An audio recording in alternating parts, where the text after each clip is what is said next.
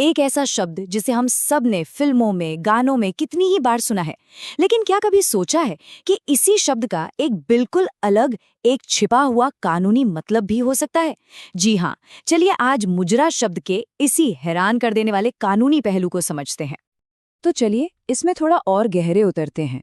देखिए, ज्यादातर लोगों के लिए मुजरा शब्द का मतलब नाच गाने से है या शायद किसी तरह के शाही सलाम या अभिवादन से। और ये गलत भी नहीं है।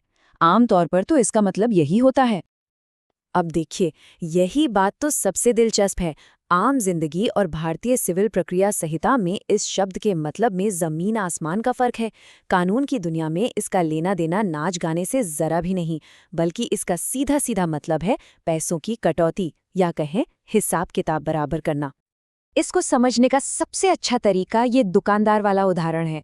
सोचिए, एक बड़ी रकम में से अपनी बकाया छोटी रकम का हिस्सा बराबर कर लेना। बस यही जो एक्शन है, इसी को अंग्रेजी में सेट ऑफ और हमारी कानूनी भाषा में मुजरा कहते हैं। तो अब सवाल ये उठता है कि दुकान के काउंटर पर होने वाला ये छोटा सा हिसाब किताब अदालत के बड़े से कमरे में एक इतनी पावरफुल कानूनी चीज कैसे बन जाता है? चलिए इसी सफर को देखते हैं। चलिए एक आम से मुकदमे की कल्पना करते हैं। एक व्यक्ति है जिसे कानून की भाषा में वादी कहते हैं। वो दूसरे व्यक्ति यानी प्रतिवादी पर अपने पैसे वसूलने के लिए केस करता है। अब तक तो कहानी बिल्कुल सीधी लगती है ना?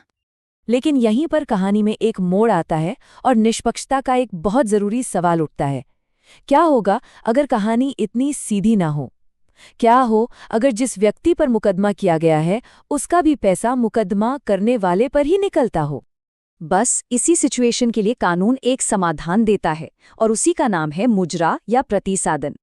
ये असल में प्रतिवादी को मिला एक अधिकार है कि वो अदालत से कहे कि रुकिए, पहले पूरा हिसाब देखिए, लेन देन का अपना पक्ष भी उसी मुकदमे में सामने रखे। तो ये बात समझना बहुत जरूरी है कि मुजरा सिर्फ कोई कानूनी दांव-पेच नहीं है, ये बचाव और न्याय का एक बुनियादी जरिया है। एक ऐसा अधिकार जो प्रतिवादी को एक फेयर चांस देता है, एक निष्पक्ष मौका देता है। और हाँ, ये कोई आज का नया कॉन्सेप्ट नहीं है, इसकी जड़ें सदियों पुरानी हैं।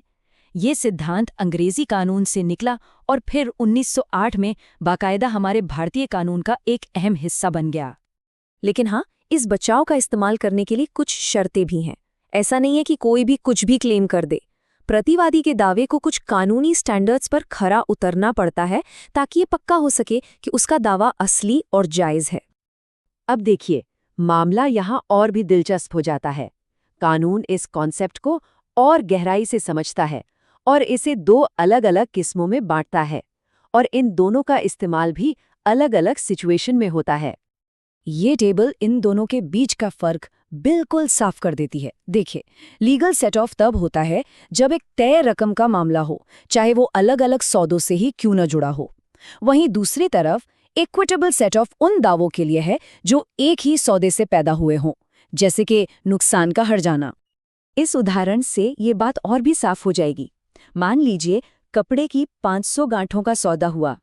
300 तो मिल गई लेकिन 200 नहीं मिली, तो जो खरीदार है वो उन 200 गांठों से हुए नुकसान का दावा दी गई 300 गांठों के पेमेंट के खिलाफ कर सकता है।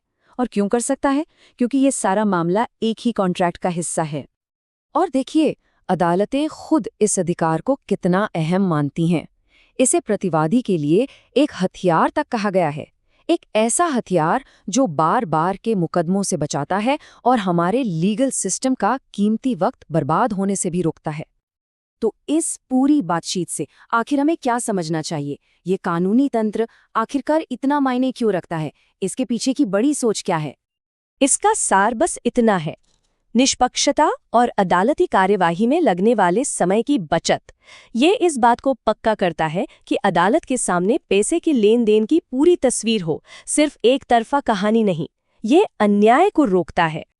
और आखिर में ये हमें एक बहुत गहरे सवाल पर सोचने के लिए छोड़ देता है।